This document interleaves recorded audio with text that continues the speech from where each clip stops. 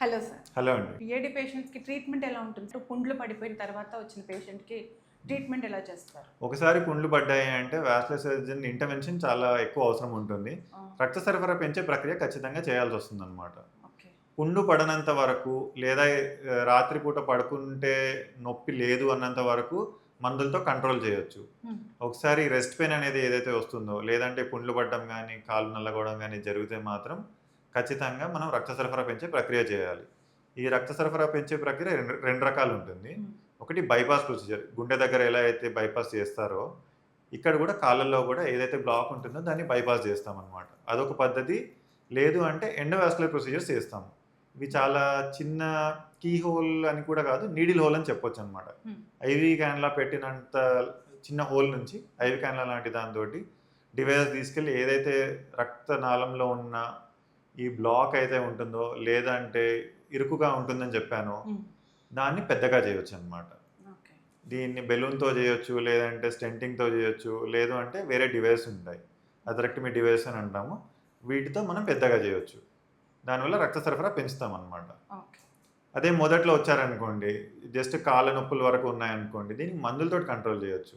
Okay. ఈ మందులు మనకు వేరే రకాలుగా ఉంటాయి. రక్తం హ్మ్. పలచబడే మందులొకటి, హ్మ్. ఇంకొకటి ఈ వాకింగ్ డిస్టెన్స్ పెంచడానికి ఒక మందుంటుంది. వీటితో పాటు ఈ మనం రిస్క్ ఫ్యాక్టర్స్ అని చెప్పాం గదా! బీపీ ఎక్కువగా ఉందనుకోండి, బీపీ కంట్రోల్ జేయడము. షుగర్ ఎక్కువగా ఉందనుకోండి, షుగర్ కంట్రోల్ జేయడము. లేదంటే హైపర్ లిపిడిమియా ఉంది అంటే, ఈ కొవ్వు తగ్గించేయడానికి స్టాటిన్స్ అని వాడతామనమాట. హ్మ్.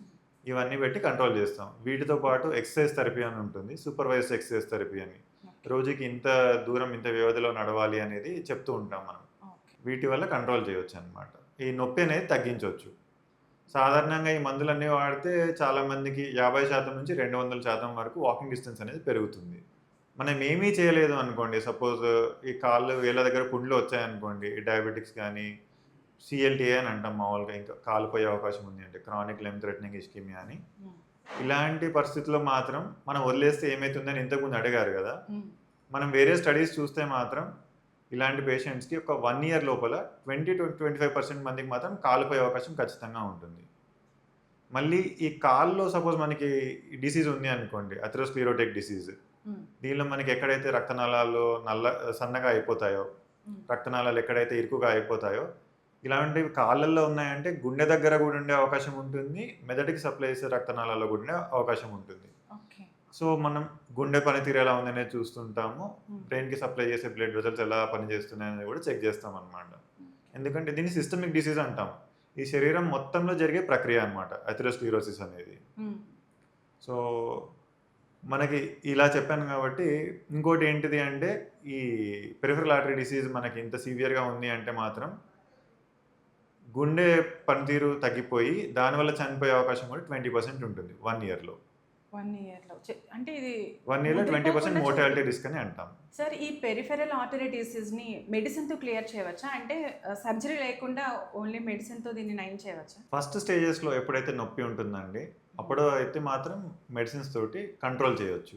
ఓకే. కంప్లీట్‌గా అన్ని స్టేజెస్‌కి మాత్రం మెడిసిన్స్ తోటి క్యూర్ అనేది ఉండదండి. హ్మ్. సో, కాళ్ళ నొప్పులు ఉన్నంత వరకు మాత్రం మనం మందులు వాడొచ్చు. ఇంతకుముందు చెప్పిన విధంగా. నిప్పుల వరకు అయితే మెడిసిన్‌తో నయం చేయవచ్చు. అంతకు మించి పుండ్లు అలాంటివయినప్పుడు మాత్రం బ్లాక్స్ అప్పుడు మాత్రం ట్రీట్మెంట్ రక్త చేయాలి. సరఫరా పెంచే ప్రక్రియ చేయాలన్నమాట. ఓకే.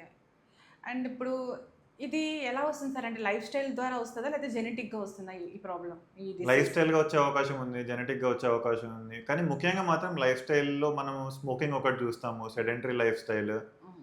లేదు అంటే ఎక్సర్సైజ్ లేకుండా ఉండే లైఫ్ స్టైల్. లావుగా ఉండడము. ఓకే. ఎక్కడైతే అథెరోస్క్లెరోటిక్ రిస్క్ ఫ్యాక్టర్స్ అన్నమాట ఇవన్నీ. హుహు.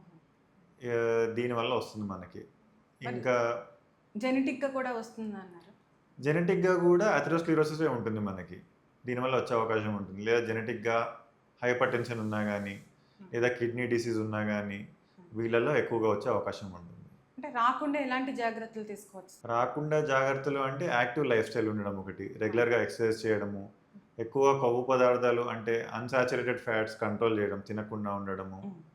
ఇంకా హెల్తీ ఫుడ్స్ తినడమండి మెయిన్‌గా.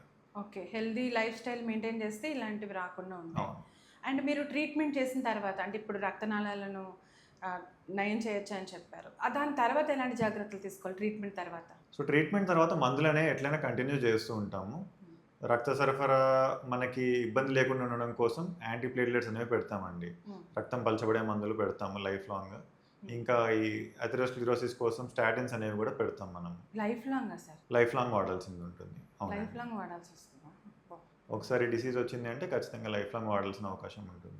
సార్ ఈ పిఏడికి మందులు కాకుండా ఎలాంటి జాగ్రత్తలు తీసుకోవాలి? సో ఇంతకుముందు చెప్పినట్టు లైఫ్ స్టైల్ మోడిఫికేషన్ అనేది చేస్తాము. మందులు పెడతాము. మందులు కాకుండా అని అడిగారు కాబట్టి కాళ్ళకి పుండ్లు పడకుండా చూసుకోవడం చాలా ఇంపార్టెంట్ అనమాట పెరిఫెరల్ ఆర్టరీ డిసీజ్‌లో. డయాబెటిక్స్‌కి గానీ, ఎవరికైతే కాళ్ళ కింద కొంతమందికి న్యూరోపతి ఉన్న వాళ్ళకి స్పర్శ తెలియకుండా ఉంటుందనమాట. హ్మ్. సో వీళ్ళకి నొప్పి అనేది తెలీదు. అందుకని చెప్పి కాళ్ళకి గాయమైనా గానీ వీళ్ళకి తెలీదనమాట. ఓకే.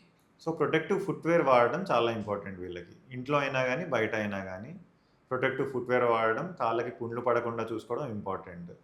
ఓకే. చిన్న గాయమైనా గానీ వెంటనే డాక్టర్‌ని కన్సల్ట్ చేయడం బెటర్ అండి. అంటే వాళ్ళకి స్పర్శ తెలియదు. బ్లడ్ వస్తున్నా, దెబ్బ తగిలినా నొప్పి స్పర్శ నొప్పి అనేది తెలియదు. తెలీదు కాబట్టి వాళ్ళు హాస్పిటల్‌కి వెళ్ళాలనుకోరు, చూపించుకోరు గూడా. ఆ! పుండు పడి కొంచెం కొంతమందైతే చీము గూడా పడుతుంది. దాని తర్వాత వేరే వాళ్ళు చూసి చీము పడుతుంది, వాసన వస్తుందని చెప్తే అప్పుడొస్తారనమాట. ఓకే. అప్పటి వరకు వాళ్ళు దాన్ని నెగ్లెక్ట్ చేస్తే ఆ కాళ్ళు తీసేయాల్సి వస్తుందని చెప్పారు ఇంతకుముందు. ఈ స్టేజ్‌లోనేనా ఈ సార్? స్టేజ్‌లో నెగ్లెక్ట్ చేస్తే మాత్రం హ్మ్. అంటే మనం బ్లడ్ సప్లై పెంచే అవకాశం ఖచ్చితంగా బ్లడ్ సప్లై పెంచే ప్రక్రియ చేయాలి. ఓకే. అప్పటికి చేయకుండా అలానే వదిలేస్తే మాత్రం ఇన్ఫెక్షన్ వచ్చి గానీ, రక్త సరఫరా తీవ్రంగా తగ్గిపోయి మాత్రం కాళ్ళు తీసే అవకాశం ఉంటుంది. ఓకే. ఓకే. So sir. చిన్న నొప్పి, పుండు ఉన్నాయి గదా అని చెప్పి ఇగ్నోర్ అయితే చేయొద్దు. హ్మ్. ఒకసారి మీకు ఈ లక్షణాలు ఉంటే మాత్రం వాస్కులర్ సర్జన్‌ని ఖచ్చితంగా కన్సల్ట్ చేయండి. ఓకే. ఏ చిన్న దెబ్బ తగిలినా, చిన్న పుండు కనిపించినా కూడా వెంటనే డాక్టర్‌ని సంప్రదించాలి. నెగ్లెక్ట్ చేయకూడదు. డయాబెటిస్ ఉన్న వాళ్ళకి. డయాబెటిస్ ఉన్నవాళ్ళు. ఇంకా గుండె జబ్బులు ఉన్న వాళ్ళకి కూడా ఈ పెరిఫెరల్ ఆర్టరీ డిసీజ్ వస్తుందని అంటారు సార్. మంచి ప్రశ్న అండి. అవునండి. గుండె జబ్బు ఉన్న వాళ్ళకి కూడా పెరిఫెరల్ ఆర్టరీ డిసీజ్ అనేది వస్తుంది. ఇంతకుముందు చెప్పిన విధంగా ఇది శరీరం మొత్తంలో జరిగే ప్రక్రియ. ఓకే. అందుకని గుండె జబ్బు ఉంది అంటే ఖచ్చితంగా కాళ్ళలో ఉండే రక్తనాళాల్లో కూడా జబ్బొచ్చే అవకాశం ఉంటుంది. ఓకే. ఎలాగైతే కాళ్ళలో రక్తనాళాల్లో మనకి జబ్బు ఉందని తెలుస్తుందో, హ్మ్. అప్పుడే గుండెది కూడా ఒకసారి స్క్రీన్ చేస్తాం ఎలా ఉంది అనేది. ఓకే. అంటే గుండె జబ్బు అంటే ఎలాంటివి సార్? ఇప్పుడు హార్ట్‌లో హోల్స్ ఉండడము హోల్స్ అని అలాంటివా? కాదు, రక్తనాళాలు అనేది కాళ్ళలో ఎలాగైతే సన్నగా అయితాయో గుండెలో కూడా సన్నగా అయితాయన్నమాట. ఓకే. అలా అప్పుడు గుండె అంటప్పుడు పనితీరు తగ్గడం గానీ, లేదంటే హార్ట్ అటాక్ లాగా రావడం గానీ, ఇవి జరిగే అవకాశం ఉంది. Sir okay. ఈ పెరిఫెరల్ ఆర్టరీ డిసీజ్‌కి సంబంధించి కంప్లీట్ ఇన్ఫర్మేషన్ ఇచ్చారు. ఎలాంటి జాగ్రత్తలు తీసుకోవాలి, ట్రీట్మెంట్ ఎలా ఉంటుంది, ఎలాంటి టైంలో డాక్టర్‌ని సంప్రదించాలనే విషయాలు క్లియర్‌గా మాకు వివరించారు. Thank you sir. Thank you so much.